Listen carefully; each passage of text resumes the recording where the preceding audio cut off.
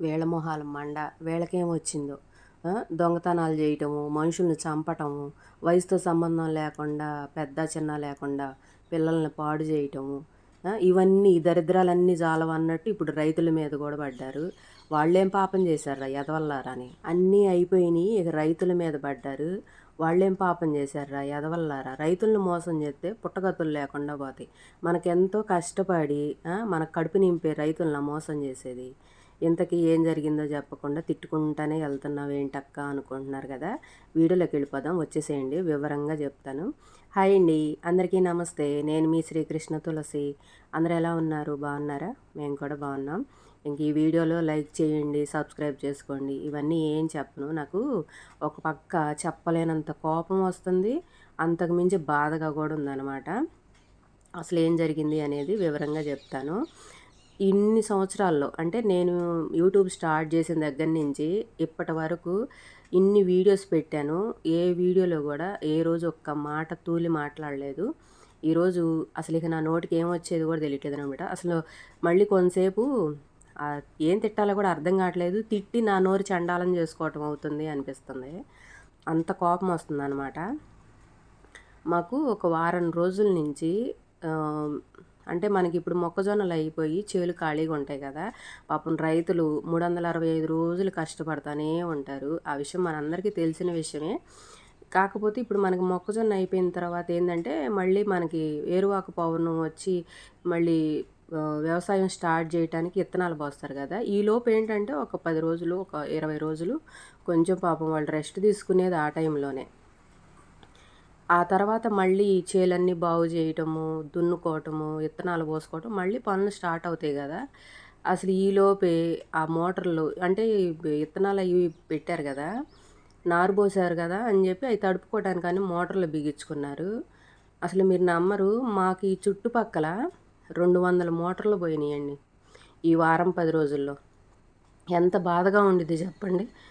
రైతులు ఎంత కష్టపడతారు, వాళ్ళకి పండినా పండకపోయినా లాభాలు వచ్చినా రాకపోయినా వాళ్ళకి తెలిసిన పని అదే కాబట్టి అసలు ఆ లాభం లేకపోయినా కూడా అది వదిలిపెట్టకుండా మన కోసం అంత కష్టపడి పండించి నష్టాలు వచ్చినా సరే మళ్ళీ ఈ సంవత్సరం కాకపోతే వచ్చే సంవత్సరం లాభాలు వస్తాయిలే అని చెప్పి వాళ్ళు చేసి మనకి పండించి పెడతంటే తిని బలిసి వాళ్ళ సొమ్మునే మనం కాజేయాలని చూస్తే ఆ పాపం ఊరినే పోయిద్దో చెప్పండి. అందులోనూ ఉండి ఉండక ఇబ్బందులు పడేవాళ్ళు ఎంతమంది ఉంటారు, బయట నుంచి వడ్డీలకి తెచ్చి వ్యవసాయం చేసేవాళ్ళు ఎంతమంది ఉంటారు. అట్లాంటిది వ్యవసాయదారులు వస్తువుల మీద కన్నుబడింది ఈ ఎదవలకి. మా ఊర్లోనే 50 మోటార్లు పోయినాయి ఈ 2-3 రోజుల్లో. మా చుట్టుపక్కల ఏదన్నా కానీ 200 మోటార్లు పోయినాయి అంట. అసలు ఎక్కడో దాకా ఎందుకండి, మా సొంత అంటే మా అమ్మ వాళ్ళ అక్కయ్య, మా అన్నయ్యే 2 మోటార్లు పోయినాయి. ఎంత బాధేసిద్ది చెప్పండి. మనం కష్టపడి కొనుక్కొని వ్యవసాయం చేయాలని చెప్పి ఉండి లేక బయట నుంచి వడ్డీలకి తెచ్చి వ్యవసాయం చేసి పండించుకొని అవి రేటు ఉంటుందో, చేతికి పంట వచ్చే టైంకి రేటు ఉండిద్దో ఉండదో తెలియదు.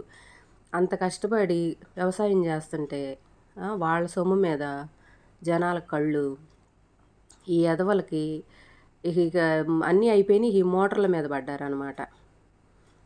అసలు ఎంత కాపలాలు కాసినా కూడా ఎలా వచ్చి తీసుకెళ్ళిపోతున్నారు. ఇంకా అడ్డం వచ్చిన వాళ్ళని కొట్టను కూడా కొడుతున్నారంట. ఎవరన్నా ఒకళ్ళు అలా చూసి అడ్డం పడితే వాళ్ళని కొట్టి మరీ వెళ్తున్నారంట. అన్నీ అయిపోయినాయి, ఇక వ్యవసాయదారుల మీద పడ్డారనమాట. వీళ్ళ టార్గెట్ ఇప్పుడు వ్యవసాయదారులు. ఇళ్లల్లో దొంగతనాలు అయిపోయినాయి, చంపటాలు అయిపోయినాయి.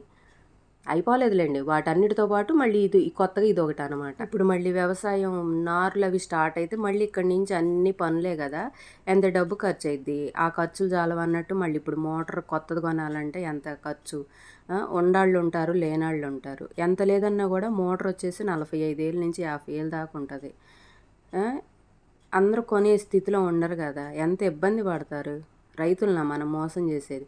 ఎలాగో వాళ్ళు కష్టపడి పండించిన పంటని మధ్యలో వాళ్ళు తక్కువ రేటుకు కొనటం లాభాలు. కష్టపడి చేసేదేమో రైతులు, మధ్యలో తినేదేమో మధ్యలో వ్యాపారం చేసేవాళ్ళు.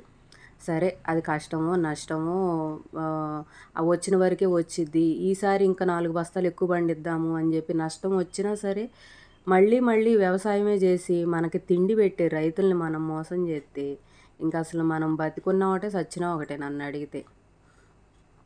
వాళ్ళు అంత కష్టపడి పండిస్తుంటే వాళ్ళ మీద అసలు తీసుకెళ్ళే వాళ్ళు మనుషులో, దున్నపోతులో, లేకపోతే వాళ్ళు తినేది అన్నమో, లేకపోతే ఇంకేమైనా గడ్డి తింటున్నారో నాకు అర్థం కావట్లే. అసలు మాకు 3 రోజుల నుంచి పాపం జనం నిద్రపోకుండా అసలు పొలానికి, ఇంటికి, పొలానికి, ఇంటికి తిరుగుతానే ఉంటున్నారు. ఎవరు తీసుకెళ్తున్నారో అర్థం కావట్లేదు. ఇంకా అసలు ఎంత జాగ్రత్తగా ఉన్నా కూడా ఎలాగోలా తీసుకెళ్తానే ఉంటున్నారు. ఒక 2, 3 సంవత్సరాలు, ఒక 4, 5 సంవత్సరాల క్రితం ఇళ్లల్లో మోటార్లు గాజేశారు ఇలాగే మా ఊర్లో.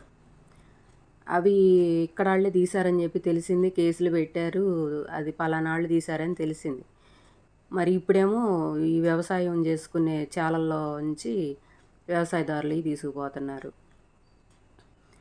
ఇంకా అసలు ఎట్లా అంటే నాకు అసలు దీని గురించి ఏం మాట్లాడాలి? ఎట్ట చెప్పాలో కూడా అర్థం కావట్లేదు నాకు. ఆహ్, కోపము, బాధ 2 కలిపి వస్తున్నాయి. కొన్నాళ్ళు కొనుక్కొచ్చుకుంటారు. మళ్ళీ కష్టమో, నష్టమో మోటార్ తెచ్చి బిగించుకుంటారు. వ్యవసాయం చేస్తారు. ఆ వ్యవసాయం చేసే వాళ్ళల్లో తేలేని వాళ్ళు కూడా ఉంటారుగా. వాళ్ళ పరిస్థితి ఏంటి? మళ్ళీ ఈ సంవత్సరం వ్యవసాయం చేయాలి అంటే ఖచ్చితంగా మోటార్ తేవాల్సిందే. తెచ్చిన మోటార్లు మళ్ళీ ఉంటాయో, పోతాయో తెలీదు. ఆ! వాళ్ళ ఇబ్బందులు ఆలోచించకుండా, వాళ్ళ స్వార్థానికి వాళ్ళు మోటార్లు ఎత్తుకుపోతుంటే వీళ్ళ పరిస్థితి ఏంటి? బాగా జనాలు దున్నపోతుల్లాగా తినటము, ఏం చేయాలో అర్థం గాక ఒకడేమో దొంగతనాలు చేస్తాడు. ఒకడేమో వయసుతో సంబంధం లేకుండా ఆడపిల్లల్ని పాడు చేసే పనిలో ఉంటాడు. ఇంకొకడు చూస్తేనేమో మా తల్లి తండ్రిని చూడకుండా ఏ ఆశ్రమాల్లోనో పడేస్తారు. ఇంకొందరు చూస్తేనేమో డబ్బు కోసం మనుషుల్ని చంపేయటము. అసలు ఈ జనాలు ఏందో ఎట్లా తయారయ్యారేంటో అసలు రోజు రోజుకి ఇలాంటి దిక్కుమాలిన వార్తలు వినటం ఎక్కువైపోయింది. అసలు ఇక అన్నీ ఇని ఇని మనకి ఇసుకు పుట్టిపోతుంది తప్పితే మనుషుల్లో మార్పులు మాత్రం రావట్లేదు. ఇంక అసలు ఏం చెప్పాలో కూడా నాకు అర్థం కావట్లేదు. ఈ వీడియోలో మాత్రం నేను నాకు కోపం కంట్రోల్ అవ్వక ఏదేదో అనేసేస్తున్నాను. దయచేసి ఎవ్వరు ఏమనుకోవద్దు. నేను అందరి గురించి అనట్లా. ఇట్లా చేసే దరిద్రుల గురించి మాత్రమే చెప్తున్నా. ఇంకా అసలు ఈ విషయం ఎప్పుడు తెలీదో నాకు తెలీదు. మళ్ళీ ఇంకో వీడియోలో చెప్తాను. ఆ మోటార్లు మళ్ళీ దొరికినాయా లేదా? ఎవరు ఎక్కడ వాళ్ళు చేశారు అనేది నాకు తెలిస్తే గనక మళ్ళీ ఇంకో వీడియోలో చెప్తాను. అయితే ఇంక ఈరోజు పొద్దున్నే మార్నింగ్ వ్లాగ్ మీతో షేర్ చేసుకుంటున్నాననమాట. ఈ వీడియో ఇప్పుడుది కాదులేండి. ఎప్పుడో తీసిన వీడియో. నేను ఇట్లా దొంగతనం జరిగింది అని ఈ విషయం షేర్ చేసుకోవడం కోసం ఈ వీడియో అప్లోడ్ చేస్తున్నా. ఈ వీడియో ఎప్పుడో చాలా రోజుల క్రితం తీసింది. ఇంక నేను పెట్టదలుచుకోక ఇంక అట్లా వదిలేశాననమాట. ఇంక నిన్న మొన్న నాకు అంటే మొన్న అంతకు ముందు రోజు కొంచెం ఒంట్లో బాగాలేదని చెప్పాను కదా నిన్నటి వీడియోలో. ఇంకా నిన్నైతేనేమో అసలు వీడియోనే తీయలేదులేండి. ఇంకా ఇట్లా దొంగతనాలు జరగటం మాకు ఊళ్ళో ఏంటంటే మాది ఇటువైపు చాలా వైపే ఇల్లు కాబట్టి జనాలంతా అటు ఇటు తిరుగుతా అసలు ఎవరు దొంగతనం చేస్తున్నారు, ఎలా జరుగుతున్నాయి, ఇవన్నీ ఈ గోల్లోనే ఉండిపోయామన్నమాట. ఇంకా నిన్న నాకేం వీడియో షూట్ చేయాలనిపించక చేయలేదు.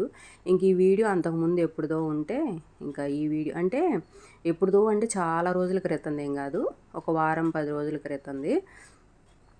ఇంకా ఈ వీడియో ఉంటే ఇంకా ఈ విషయం ఇట్లా జరిగింది అని మీతో షేర్ చేసుకోవాలి అని చెప్పి. అంటే దీంట్లో ఇంకో స్వార్థం కూడా ఉంది. మీతో షేర్ చేసుకోవడంతో పాటు ఇట్లా జరుగుతున్నాయి, మీరు కూడా జాగ్రత్తగా ఉండండి అని మీకు కూడా తెలిసిద్ది కదా, అందుకోసం కూడా చెప్తున్నానమాట. ఇంకా మాకు ఊర్లో అయితే ఒక 50 మోటార్లు అయితే పోయినాయి. ఇంకా మీ ఏరియాలో కూడా ఇలాంటివి జరగచ్చు, అంటే జరగాలని కాదు, అలాంటి పరిస్థితి ఎవరికి రావద్దు. వ్యవసాయదారులకైతే మాత్రం అస్సలు ఇలాంటి కష్టాలు అస్సలు రావద్దు. వాళ్ళు ఇప్పటికే పాపం ఎంతో ఇబ్బందులు పడి వ్యవసాయం చేస్తూ ఉంటారు మన కోసం. వాళ్ళు పండిస్తేనే కదా మనకి 4 ఏళ్ళు నోట్లోకి వెళ్ళేది. అలాంటప్పుడు వాళ్ళు ఎంత హ్యాపీగా ఉంటే మనం కూడా అంత హ్యాపీగా ఉండొచ్చు. అయితే ఇట్లా జరగవచ్చు, ఎందుకైనా మంచిది జాగ్రత్తగా ఉండండి అని చెప్తున్నా. మీకు తెలిసిన వాళ్ళకు కూడా అంటే వ్యవసాయం చేసే వాళ్ళకు కూడా కొంచెం చెప్తా ఉండండి, ఇట్లా జరుగుతుంది జాగ్రత్తగా ఉండండి అని. ఇంకోటి ఏంటంటే ఇంట్లో మోటార్లు కూడా కాజేస్తారు ఇట్లా జరుగుతున్నప్పుడు. కొంచెం మనం కూడా ఇళ్లల్లో ఉండే వాళ్ళం కూడా కొంచెం జాగ్రత్తగా ఉంటే మంచిది. ఇంకా కొంచెం మీకు కూడా ఐడియా ఉంటుంది, మీకు తెలిసిన వాళ్ళకు కూడా చెప్తారు అన్న ఉద్దేశంతో ఈ వీడియో తీశానన్నమాట. అంటే ఈ వీడియోలో మీకు చెప్తున్నాను అనమాట. అయితే ఇంక బయట కడిగి ముగ్గు పెట్టేసి ఇంకా ఇంటి చుట్టూతో కూడా ఇంట్లో బయట అంతా శుభ్రంగా తుడిచేసుకున్నాను అనమాట. ఇంకా ఈరోజు టిఫిన్ వచ్చేసి తైదు రొట్టి చేశాను. తైదు రొట్టి కాదు, జొన్న రొట్టి. ఈరోజు అసలు నాకు మైండ్ కూడా పని చేయటం లేదు. ఈ గోల్లో పడిపోయి నాకు ఏ పని చేస్తున్నా కూడా నాకు అదే గుర్తొస్తుంది. అసలు వ్యవసాయదారులు ఎట్లా తీసుకెళ్ళ బుద్ధి అవుతుంది వీళ్ళకి? చేసే దారుణాలన్నీ చాలటం లేదా? చేసే పనికిమాలిన పనులన్నీ చాలటం లేదా? ఇంక ఇప్పుడు వ్యవసాయదారుల మీద కూడా పడ్డారా అన్న ఫీలింగ్లో ఉన్నాను కదా. ఇంకా నాకు ఏం చెబుతున్నానో కూడా నాకే అర్థం కావట్లేదు అనమాట. ఈరోజు జొన్న రొట్టె చేశాను టిఫిను. ఇంక తర్వాత దొండకాయ ఫ్రై చేశాను అనమాట. ఇంకా వంట కూడా పూర్తయింది. ఇప్పుడే ఇంకో విషయం తెలిసింది. అంటే నిన్న ఏం వీడియోలు తీయలేదని చెప్పాను కదా. ఇంకా మొన్న ఎప్పుడుదో వీడియో ఈరోజు అప్లోడ్ చేద్దామని చెప్పి ఇప్పుడు పొద్దున్నే వాయిస్ ఇస్తున్నాను అనమాట.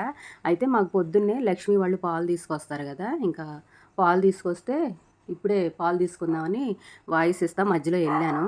ఇంకా లక్ష్మి వాళ్ళ ఆయన చెప్తున్నాడు అనమాట, ఈరోజు ఇంకో మోటార్ పోయింది అని. అంటే రాత్రి అది ఎవరిదో కాదు, మా మేనమామ కొడుకుదనమాట.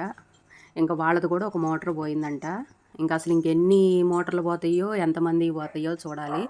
ఇంకా దీనికి ఎప్పుడు పులి స్టాప్ పడిద్దో తెలీదు. అయితే నిన్న కేసు కూడా పెట్టొచ్చారు. చూడాలి ఎవరు తీశారు అనేది తెలిసిద్దో లేదో. అయితే నాకు ఇంట్లో పని అంతా అయిపోయిన తర్వాత వంట కూడా అయిపోయిందని చెప్పాను కదా. ఇంకా రుద్రగాడు చూడండి, కూరగాయలు తీసుకొచ్చి అక్కడ పెడితే టమాటాలు అస్సలు బతకనిట్లేదు అనమాట. ఇంకా అటొచ్చి ఒకటి ఇటొచ్చి ఒకటి టమాటాలు తింటానే ఉన్నాడు. ఇంకా ఆ రోజు ఇట్లా తింటుంది అని చెప్పి సరదాగా వీడియో తీశాను. ఇంక ఈ వీడియోలో నేను మాట్లాడాలనుకున్న మాటలు చెప్పడం కోసం దీంట్లో యాడ్ చేశాను అనమాట. ఇంకా వాడైతే అసలు టమాటాలు బతకనిచ్చట్లేదు అనుకోండి. టమాటాలు, బెండకాయలు, కాకరకాయలతో సహా తింటున్నాడు. అయితే ఇంకా ఇది వచ్చేసి ఈ క్లిప్ వచ్చేసి వాడు వచ్చిన రోజు అనమాట. ఇంకా చూడండి, నేను వీడియో ఆన్ చేయగానే అటు ఇటు వాడికి భయం వేసి పరిగెత్తున్నాడు అనమాట. నేను ఏదో చేయబోతున్నానని వాడికి అర్థం కాక భయంతో పరిగెత్తుతూ ఉన్నాడు అనమాట. ఇంకా ఇదండి ఈరోజు వీడియో. ఈ వీడియోలో నేను ఏదన్నా తప్పుగా మాట్లాడితే ఏమీ అనుకోకండి. వ్యవసాయదారుల మీద ఏదన్నా అన్యాయం జరిగిందనుకోండి, వాళ్ళకి ఏదన్నా నష్టం వచ్చినా ఇట్లా ఏదన్నా జరిగితే నాకు బాధగా అనిపించింది. ఎందుకంటే నేను ఒక వ్యవసాయదారుడి కూతుర్ని, ఆ కుటుంబంలోంచి వచ్చాను కాబట్టి విలువ